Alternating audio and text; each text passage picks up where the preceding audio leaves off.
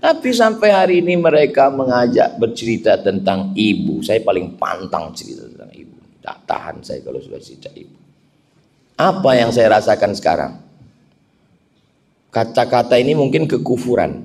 Mungkin na'udzubillah. Na'udzubillah, na'udzubillah. Allah tidak adil. Allah maha adil. Tapi bagi saya, kenapa Ustadz Das'an kalau dia pulang ceramah, dia masih bisa cium ibunya. Dia masih bisa potongkan kuku. Dia masih peluk. Saya kalau pulang, ibu saya tak ada. Untung ada ibu si Sami. Ibu anak saya misalnya.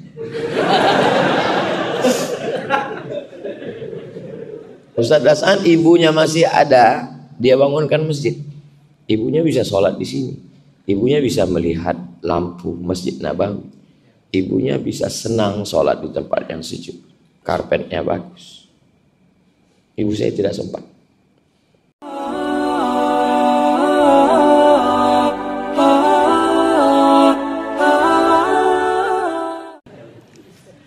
Acara kita ini kumpul keluarga. Keluarga itu baru disebut keluarga kalau kenal. Kenal kamu dengan si Anu. Itu keluarga saya itu. Bagaimana hubungannya? Bapak saya sama bapak dia. Gimana bapak-bapak? Gimana keluarga begitu? Makanya di rumah almarhumah emak saya di kampung, di dekat kubur beliau, itu saya buat Hajah Rohana, anak Siti Aminah, anak Syekh Abdurrahman, anak Nahoda Alang, anak Nahoda Ismail, keturunan Datuk Angku Batuah, Angku Mudik Tampang. Lalu kemudian anak-anaknya. Karena sekarang generasi yang keponakan saya itu nggak tahu. Makanya kalau Idul Fitri pas kumpul saya tanya, apa hubungan kau sama dia? Katanya keluarga, kok nggak tahu. Jadi setelah ada gambar itu dicetak di ruang tamu tengah. Jadi setiap Idul Fitri kumpul tanya, kau anak siapa? Saya anak si Anu. Ada nama kakekmu di situ? Ada. Kau anak siapa? Anak si Anu. Ada gambar nomor nenekmu di situ? Ada. Lalu hubungan kau dengan dia bagaimana? Oh, dia sudah bisa bilang oh, itu sudah mantap. Jadi keluarga itu mesti kenal. Nah sekarang nih apakah kita ini sudah kenal? Tak kenal maka tak sayang. Tak sayang maka tak ngutang. Coba ketik di Google Kapolres diskotik. Coba lihat tuh. Saya udah ngetes tadi. Kapolres diskotik, keluar berita. Profil Kapolres yang berani menutup diskotik. Tribun Jawa Timur. Muhammad Najib. Kapolresta Makassar. Kita doakan beliau istiqomah, panjang umur, sehat. Muhammad artinya terpuji, Najib terpilih. Muhammad Najib terpuji dan terpilih menjadi Kapolresta Makassar. Jawa, Kalimantan, Sumatera dengan Makassar beda guys. Beda guys. Jadi kalau menjadi Kapolresta di Makassar, insya Allah di tempat lain akan lulus. Akan mudah insya Allah. Kenapa begitu Pak Ustadz? Pahami sendiri, baca sendiri, ngerti sendiri. Jadi kita kenal. Tidak bisa kenal banyak, kenal sedikit. Kenapa Ustadz mulai dari Pak Kapolres? Karena sunnah memulai dari sebelah kanan. Kan sebelah kiri Pak Ustadz. Kalau saya ngadap ke kiblat kan kanan. Tergantung kita ngadapnya kemana. Ustadz Somad ini bisa-bisa aja. Lalu kemudian setelah Pak Kapolres ada anak muda artis ganteng, Bang Riki. Saya kalau melihat artis-artis ini sampai sekarang belum ketemu saya jawabannya. Artis ganteng, muda, viral, kaya, mau-maunya mereka taubat. Kenapa nggak nunggu agak tua dikit gitu kan? Andai saya lah seganteng mereka, nggak tahu lah saya. Mungkin udah jadi playboy cap tupai saya. Tapi mereka memang Allah Subhanahu wa taala menjanjikan, kalau kamu hai anak muda merasa sombong, angkuh, kamu tinggalkan agama ini, apa kamu pikir agama ini akan mati? Tidak. Fasaufa ya'tillahu biqaumin, akan diganti Allah. Kamu akan diganti Allah dengan makhluk jenis apa? Yuhibbuhum, Allah cinta mereka, wa yuhibbuna, dan mereka membalas cinta Allah. Inilah anak-anak muda ini. Apa kata Ustaz Das'an? Masjid ini Ustaz Abdul Samad jamaahnya 80% anak muda, yang menjadi pengurus anak muda, yang jadi imam anak muda, dan yang datang pun anak muda. Dan sekarang ini saya merasa muda. Jadi siapa yang mau ingin tetap merasa muda, datanglah ke Masjid Hajjah Sitimang. Saya sudah merasakannya. Kalau datang ke Makassar, sholat ke sini, insya Allah bangkit. Muda dan tua ini bukan masalah angka, tapi masalah rasa. Kalau rasa kita muda terus. Saya Ustadz saat ini berapa umur? Rasa-rasa 26, 27 ini sekarang. Apa tanda anak muda? Sholatnya ke masjid. Ini sekarang banyak juga anak muda merasa muda, tapi lautan kan kuseberangi, bukit kan kudaki, masjid kulewati. Ini bukan anak muda. Inilah anak muda kita yang luar biasa. Lalu kemudian ada bersama kita. Kalau dilihat namanya, ini cocoknya angkatan laut. Karena namanya Bahruddin. Bahru itu kan laut. Tapi bisanya jadi jenderal polisi. Masya Allah, tabarakallah. Artinya apa? Kalau yang di laut aja naik ke darat bisa jadi jenderal, apalagi kalau dia balik ke laut. Biasanya ya, biasa kalau yang di air itu naik ke darat itu nggak ada yang baik, jahat semua. Contohnya lintah darat. Lintah itu kan di air. Waktu naik ke darat jahat. Ada yang paling parah lagi. Banyak yang ngaku. Orang Betawi kalau nikah itu pasti bawa roti buaya. Saya ini orangnya suka penasaran.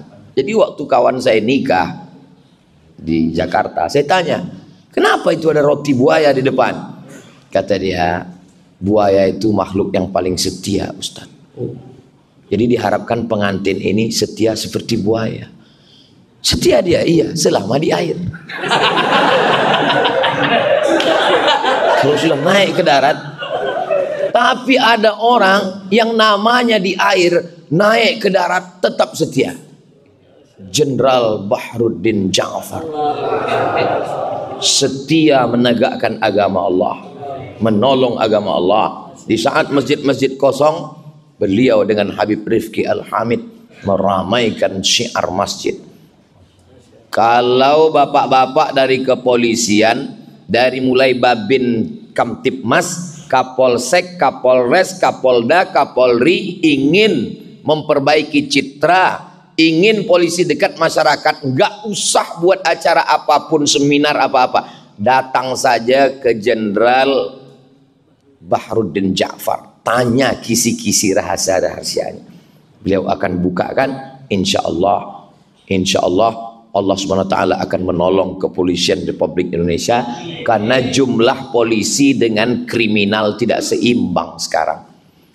Jadi bapak-bapak polisi kalau dia melangkah dari rumah, bismillahi tawakkaltu 'alallah la haula wala quwata illa billah, niatnya amar ma'ruf nahi mungkar, kalau dia matinya mati syahid. Dan kalau dia berjuang bernilai pahala fisabilillah insyaallah. Mudah-mudahan kita doakan mereka istiqomah semuanya. Sampai disebut dengan jenderal bersorban dan seterusnya. Alhamdulillah kita bisa bersilaturahim. Ketika salaman tadi pertama, apa yang beliau bisikkan? Ustaz Abdul Somad, saya ini laskar tak berguna. Saya jawab, Pak Jenderal, laskar serbaguna. Karena sesungguhnya mereka-mereka yang dekat dengan Allah tidak mengenal kata pensiun. Jabatan, kekuasaan, baju seragam itu hanyalah batas limit yang dibuat manusia. Tapi yang dibuat oleh Allah SWT batasannya adalah ketika malaikat maut tiba. Berapa banyak orang yang punya seragam, punya pistol, tapi tidak berbuat apa-apa. Itu maknanya sudah mati sebelum malaikat maut datang. Bahkan malaikat maut pun melihat dia, perasaan ini kan belum kucabut nyawanya, kok sudah mati duluan ini. Ustadz Abdul Somad ngapal hayat, ngapal hadis, menggelegar tablik akbar.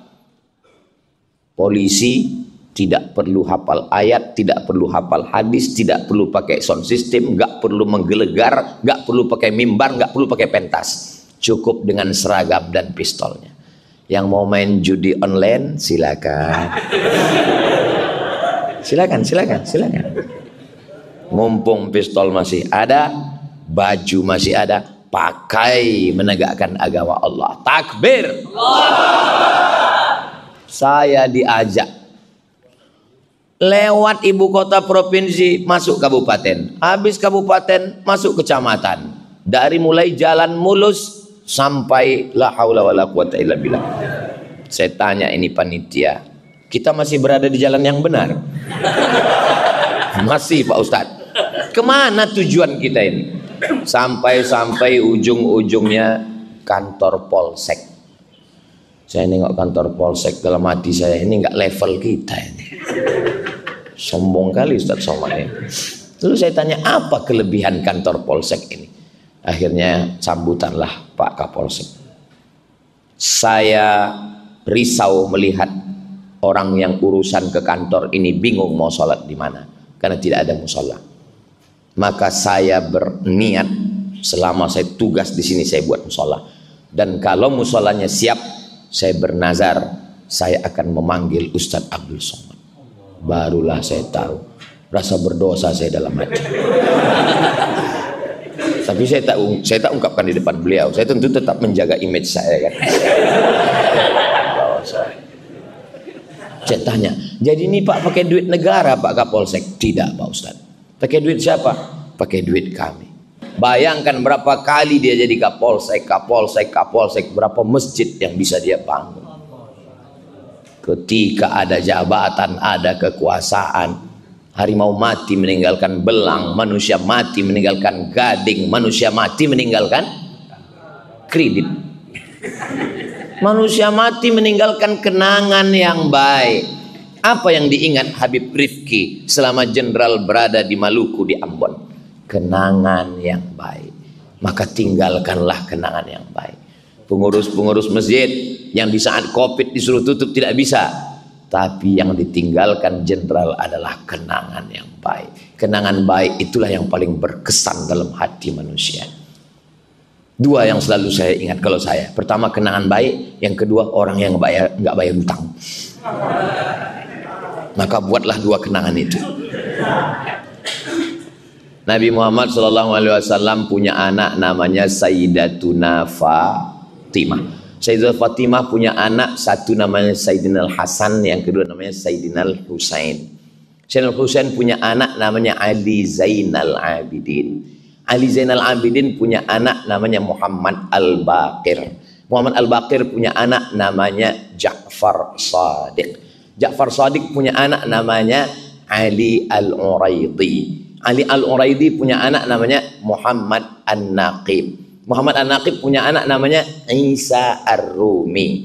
Isa Ar-Rumi punya anak namanya Ahmad bin Isa Ar-Rumi, bergelar Al-Muhajir, orang pindah, karena dia pindah dari Irak ke Tarim, Hadramaut, Yaman. Ahmad bin Isa Al-Muhajir punya anak namanya Ubaidullah. Ubaidullah punya anak namanya Alawi. Anak cucu keturunan Alawi ini disebut dengan Ba'alawi. Di antara marga-marga cucu cicit Ba'alawi ini ada Al-Haddad, ada Al-Jufri, ada Al-Idrus, ada bin Syekh Abu Bakar, ada bin Yahya, salah satunya adalah Al-Hamid. Itulah dia Al-Habib Rifqi Al-Hamid. Tolong nama-nama tadi diingat, karena itu akan keluar dalam UAS ujian akhir semester. Nah, jadi beliau ini nasabnya bersambung sampai ke Nabi Muhammad SAW. Jadi Ustadz Abdul Somad nggak bersambung. Saya keturunan Nabi juga, cuman Nabi Adam. Jadi kalau ada di antara orang yang mengatakan saya ini nggak keturunan Nabi Pak Ustadz, berarti kau keturunan monyet. Mohon maaf, yang ngomong gitu bukan saya, Charles Darwin. Karena kata dia manusia ini, kita ini semua berasal dari Nabi Adam. Kullukum min Adam, semua kamu dari Adam. Wa Adam min turab, dan Adam itu diciptakan dari tanah, berjalan di atas tanah, kembali ke tanah, mati masuk lubang tanah, dimakan cacing. Enggak juga, ada yang dimakan cacing pita. Berikutnya adalah imam kita, Masya Allah, hafal Quran 30 juz. Baru saya paham, rupanya kalau bentuk topinya seperti imam tadi, itu di dalamnya 30 juz. Kalau yang bentuknya seperti ini juz 30. Lahir di kota suci Makkah Al-Mukarramah. Keluarganya cuman bisa bahasa dua, bahasa Arab dan bahasa Bugis. Ternyata mereka di Makkah tetap menjaga bahasa. Anak-anak tetap baca bahasa. Ustadz Somad bolak-balik datang ke Makassar nggak bisa bahasa Bugis Makassar. Jangan kau bilang tidak bisa. Yang dua ini tetap bisa. Yang pertama saat jumpa agak kareba. Setelah itu bukan maji-baji, bukan madeceng, mandre.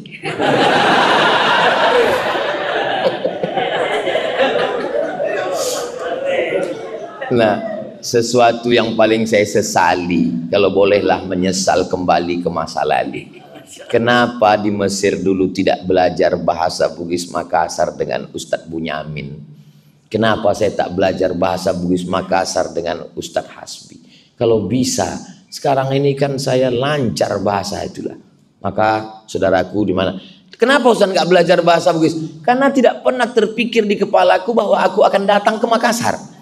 Siapa sangka Ustaz Somad akan viral?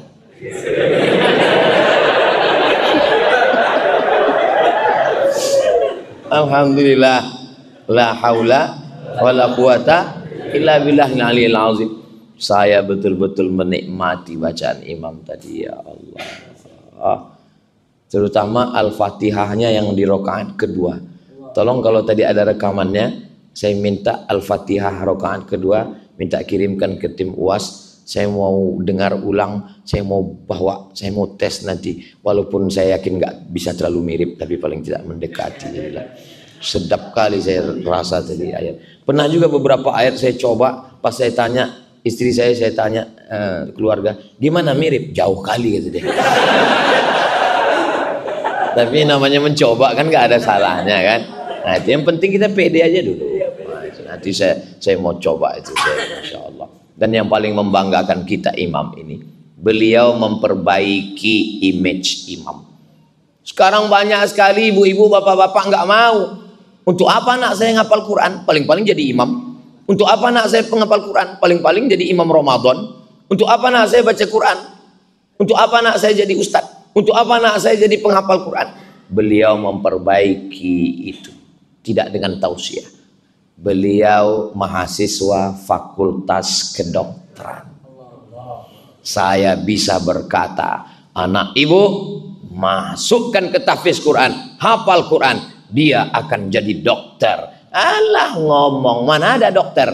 Datang kalian ke Makassar, sholat di Masjid Hajjah Sitimang, temui imamnya. Tapi jangan berharap jadi mertuanya. Karena pasti kalian akan tereliminasi. Saingan pasti banyak, luar biasa. Apa boleh buat? Tapi jangan bersedih ibu-ibu yang ada di luar. Kenapa? Yang di depan ini sudah siap juga untuk menghafal Quran. Gimana adik-adik? Siap? Siap ngapal Quran? Siap menjadi menantu aja. Jadi kalau mau memperbaiki itu langsung. Jangan ada yang mengetuk pintu kamar Ustadz Abdul Somad, dia mau istirahat. Saya pun di kamar istirahat. Baru melekat tulang belakang ke atas kasur. Saya intip. Brimob.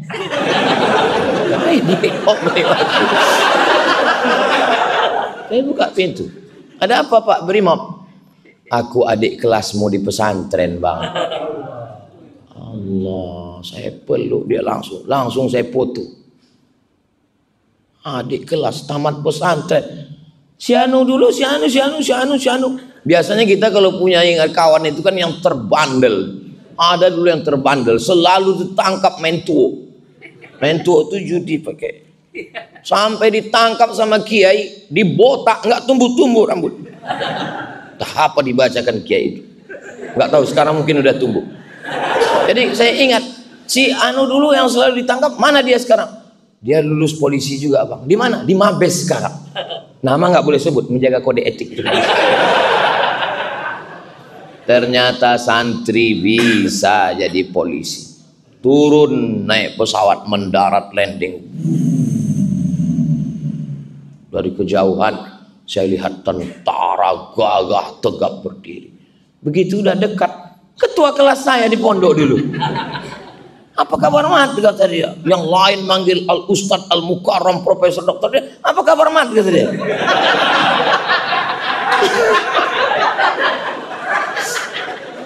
Saya bangga anak pesantren jadi polisi, anak pesantren jadi tentara. Sekarang bangga lagi anak pesantren hafal Quran, jadi imam bacaan luar biasa, dan dokter lagi. Terasa betul kita ini nggak ada apa-apanya. Dia fid dunya hasanah, fil akhirati hasanah. Dokternya dapat, akhiratnya dapat.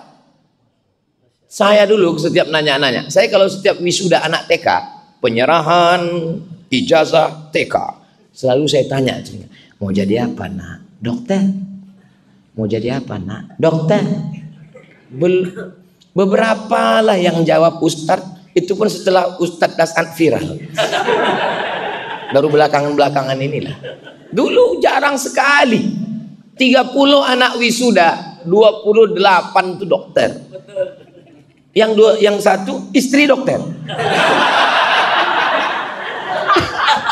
Satu lah yang mau jadi ustadz.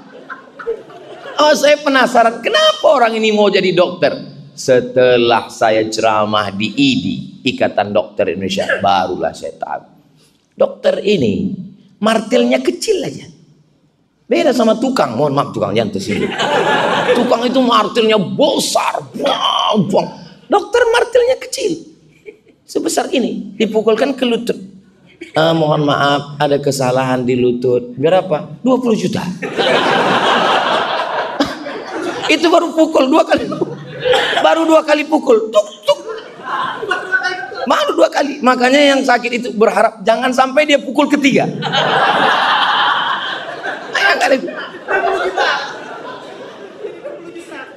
Terus gimana dok? Dan biasanya lutut itu kan sepasang kan? Nggak mungkin cuman pukul kanan, pukul kiri 20 lagi. Tukang jaga malam, mohon maaf, jangan cewek yang jaga malam. Itu kan senternya batunya 6 itu besar-besar. Senter. Dokter, senternya kecil, batunya juga paling kecil. Buka mulut, 15. Baru buka. Buka 15, tutup 10.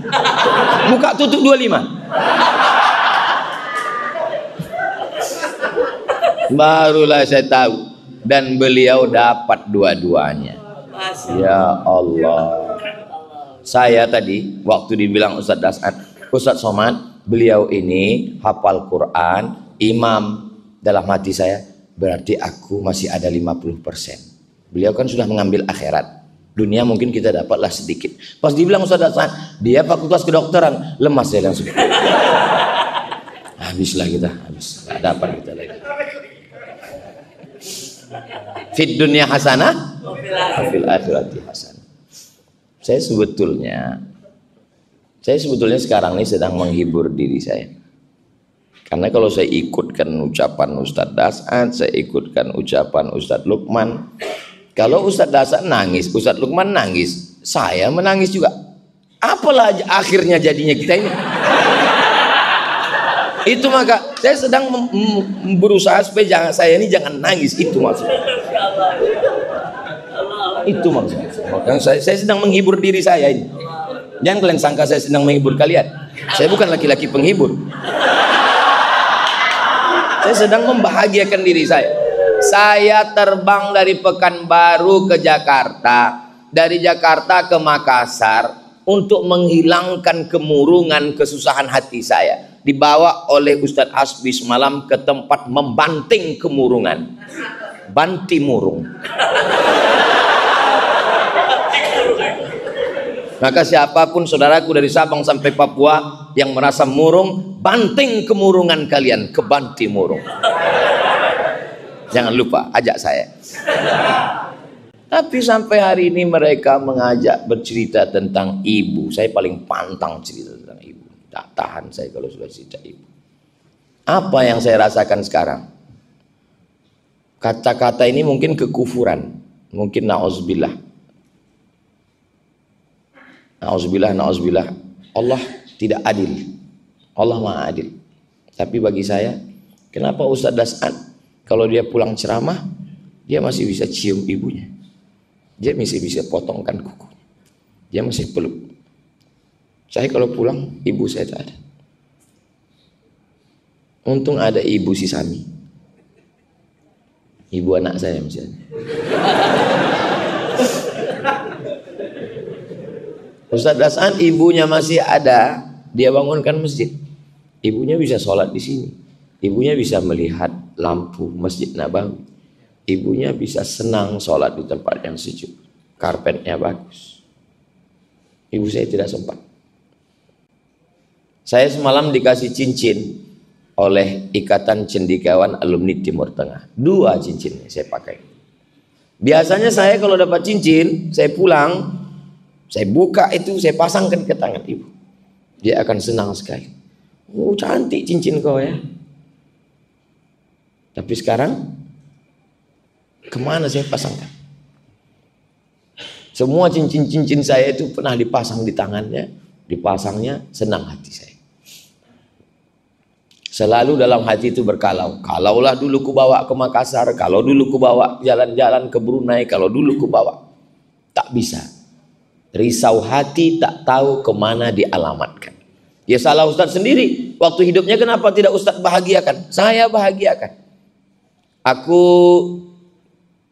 mau setiap Ramadan pulang ziarah ke makam ayah ibuku, kata beliau. Aku tidak bisa numpang di rumah saudaraku. Berapa kalau buat rumah, Mak? Ya 50 juta cukuplah, kata dia. Dalam pikiran saya, cemana rumah 50 juta? Beli tanah, pasang dinding, pasang tiang, pasang etap, begitu begini, begitu begini, begono, selesai 250-300. Jadi rumah itu. Apa kata orang? Untuk apa buat rumah di kampung? Rumah akan tinggal, rumah akan lapuk, rumah akan begini, rumah akan ini, mubazir saja. Apa yang terjadi sekarang? Rumah itulah yang menjadi sekretariat Yayasan Wakaf Hajah Rohana, tempat menumpuk beras sembako. Sejak meninggal sampai hari ini tidak pernah putus, 300 paket setiap bulan. Jangan dengarkan ucapan orang. Kalau mau buatkan rumah untuk ibu, buatkan saja. Belikan gelang, belikan rantai, belikan anting, bahagiakan dia. Biasanya orang tukang rumah makan tidak mau buka rahasianya, karena resep dapur jangan sampai ketahuan orang. Saya lama, tapi saya orangnya tidak mau bertanya-tanya. Nggak pernah saya tanya, apa resep Ustadz Das'an? Enggak. Tapi saya orangnya penasaran, apa resep Ustadz Das'an ini? Sehingga jamaah begitu ramai. Saya coba-coba cek di YouTube. Lebih banyak penonton dia daripada viewer saya. Sakit juga hati saya nengok dia. Dia ceramah di menteri ini, di kantor partai ini. Pendek rasa jantung saya. Apa rahasia dia ini? Sekarang dia bukakan rahasianya. Rahasia dia satu. Dia bahagiakan ibunya. Ketika ibunya bahagia, naik tangannya menengadah ke langit, disitulah pintu-pintu langit terbuka. Bahagiakan ibumu. Kalau kau ingin rezekimu seperti raja-raja, bahagiakan ibumu, maka rezekimu akan seperti rezeki raja-raja. bukan hadis Nabi, dapat saya di grup WhatsApp. Itulah rupa rahasianya mengalir, rezekinya berlimpah, orang senang, keluarganya sakinah, mawaddah, warahmah, anaknya, keluarganya. Kita doakan beliau sehat walafiat, panjang umur, dakwah kebaikan luar biasa. Dia senantiasa tidak takut pada amar ma'ruf nahi mungkar. Biasa kita kalau pergi ke satu daerah, kita belum pernah ke situ, ada juga rasa khawatir, cemas dalam hati. Apalagi saya yang sudah terlalu sering trauma kena usir. Waktu saya pertama kali menjejakkan kaki ke Makassar, cemas dalam hati saya. Yang menenangkan saya dua. Yang pertama, saya diundang oleh Ikatan Cendekiawan Alumni Timur Tengah, sahabat-sahabat saya di Mesir dulu. Diundang saya di hotel, dijamu. Di situ hati saya sudah mulai tenang. Tapi ini kan Azhari, ini kan alumni Azhar. Bagaimana dengan yang non Azhar? Lalu kemudian saat saya tausiah subuh, ada satu orang berbisik, Ustadz Somad, itu Ustadz kami di sini. Saya tengok, yang mana? Itu yang ganteng itu. Siapa namanya? Das'ad Latif. Itulah pertama kali ketemu kami. Fotonya masih saya simpan sampai sekarang. Pertemuan pertama kami. Biasanya ustadz-ustadz terkenal, kalau datang ustadz lain luar kota ke tempat dia tidak mau datang. Kenapa? Karena dianggapnya sebagai saingan. Ustadz Das'ad tidak begitu. Begitu saya datang, dia datang, merangkul bersama. Jadi kalau hari ini kita buat program namanya Jumpa Kumpul Keluarga, beliau sudah lama menganggap saya sebagai keluarga. Allahu Akbar. Makanya setiap ketemu beliau senang hati. Apa yang membuat kita ini bahagia? Apakah karena makanan yang enak? Belum tentu. Berapa banyak orang tidak bisa makan enak. Dikasih udang, kolesterol. Dikasih daging. Saya di mana-mana tempat saya katakan, tidak ada kambing mengandung kolesterol. Karena kambing mengandung anak kambing.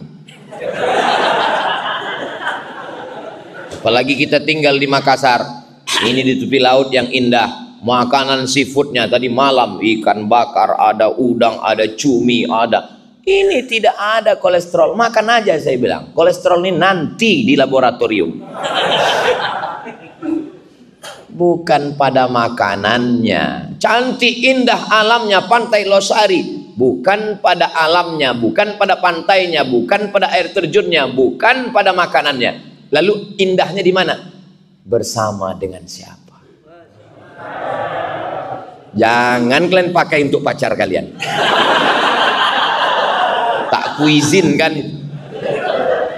Kadang anak-anak muda ini ngaji, tapi pas pacaran dipakainya juga. Bukan tergantung tempatnya, Dek. Bukan makanannya, tapi tergantung dengan siapa. Enggak kuizinkan. Yang makai itu mudah-mudahan kalian putus.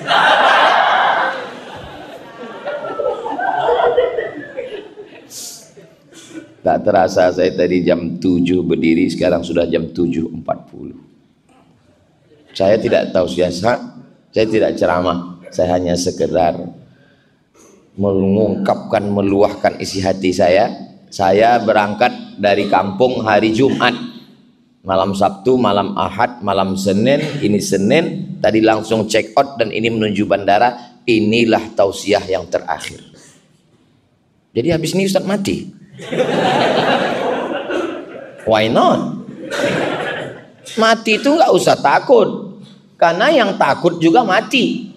Yang nggak takut mati. Ini banyak sekarang orang berdoa, ya Allah jangan matikan dulu, aku belum siap ya Allah. Memangnya malaikat maut kalau datang nanya dulu, kau udah siap? Terus kau bilang jawab, aku belum. Oh, kalau gitu aku ke rumah yang udah siap dulu ya. Mau siap mau tak siap kau akan mati. Yang siap mati, yang tak siap lebih cepat. Keberanian tidak membuatmu cepat mati, ketakutan tidak membuatmu lambat mati. Berapa banyak orang yang berani tidak mati. Pak Jenderal Baharudin Ja'far berani tidak mati. Bahkan mungkin sesama beliau dulu banyak yang ketakutan, belum pensiun udah mati. Berapa banyak dokter-dokter yang memvonis jamaah Saya ketemu dengan ketua masjid. Ustadz Somad, saya sudah divonis 2 bulan lagi mati Pak Ustadz. Terus udah 2 tahun Pak Ustadz, nggak mati-mati. Dokter yang memvonis udah mati duluan. Jangan pernah takut mati, karena kita semua akan mati. Tapi persiapkanlah bekal setelah mati. Doakan Ustadz Somad mati husnul khatimah. Jadi Ustadz ceramah kemarin di Kalimantan Utara, ya. Habis Kalimantan Utara, Sulawesi Selatan, ya. Habis ini kemana lagi? Nggak tahu, entah kemana jadwal ini. Terus Ustadz berhenti tausiah ini kapan? Hidup ini cuma nunggu malaikat maut datang. Kesana kemari, kesana kemari. Begitu dia datang, ya udah berhenti. Jangan lagi berjalan. Apa pesan Ustadz Dasat ke saya? Ustadz Somad, selama ada orang berkumpul, ceramahlah. Selama masyarakat sudah datang berkumpul, tausiahlah. Sampaikanlah ayat Allah. Karena sampai masanya nanti orang berkumpul, tapi kau tak bisa menyampaikan. Dan ada masanya kau siap menyampaikan, tapi orang sudah tidak mau berkumpul. Makanya sejak mendengar itu, setiap nampak saya orang, tausiah saya. Walaupun bukan jadwal saya. Berapa banyak? Asal sudah ketemu, kumpul, saya sampaikan. Orang banyak. Ini kan bukan jadwal Ustadz. Karena pesan Ustadz Hasan Latif, asal nampak orang berkumpul, sampaikan. Siap, saya bilang. Jadi sebetulnya beliau berapa kali bilang tadi, guru saya. Sebetulnya saya yang banyak mengambil inspirasi dari beliau. Termasuk cerita, kemarin datanglah dari Kementerian Pekerjaan Raya. Kalau di tempat kita PU. Nah, kebetulan datang Dirjen PU-nya Malaysia bersama Konsulat Jenderal Malaysia di Pekanbaru. 30 orang datang ke rumah. Saya bingung, apa ayat yang cocok? Ingat saya Ustadz Dasat. Nah, lalu saya bilang, saya sampaikan di situ, tapi tentu dengan gaya yang di Riau lah kan. Untuk saya coba pakai gaya Makassar, udah saya coba, nggak mirip. Saya bilang, yang saya hormati Bapak Dirjen Pekerjaan Raya, pekerjaan umum di Malaysia. Jadi penghuni surga dan penghuni neraka itu ingin dihubungkan.